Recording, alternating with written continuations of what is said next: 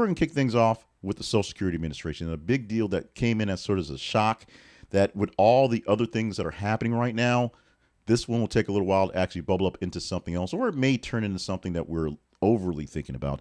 The headline for story number one: Memo reveals plans to undermine Social Security. Now, a leaked internal memo from the SSA, Social Security Administration, which was dated on the 13th of March, outlines proposals to reduce phone-based identity verification services.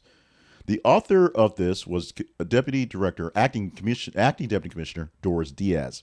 The memo acknowledged that such measures could strain resources and adversely affect the vulnerable populations, possibly hindering some access to benefits. SSA has not confirmed the current status of these proposals, but they have been leaked as something, so people are taking a look at them. So what does this actually do? So the Social Security Administration wants to lay off about 7,000 employees, which is 10% of its staff. Not a large number in some of the grand scheme of other things going forward, but 10% does make an issue for things that aren't fully funded, aren't properly staffed right now. And these cuts go to specifically to people who answer phones and take phone calls and verify claims going forward.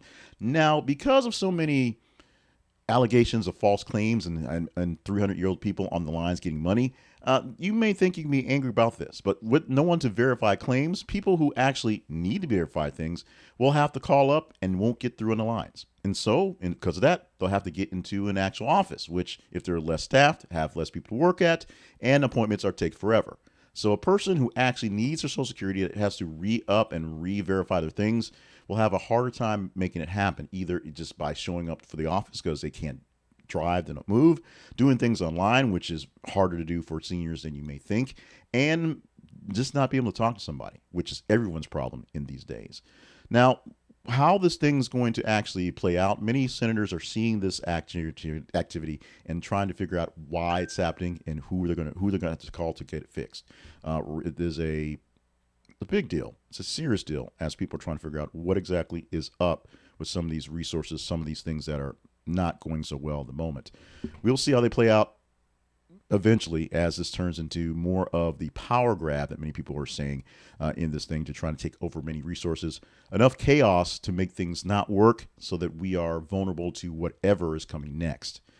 It's sort of the doomsday nihilism, just sort of dystopian view of how things are working. Like people are actually trying to make this life like the Hunger Games. But it's what a lot of people are seeing in these days.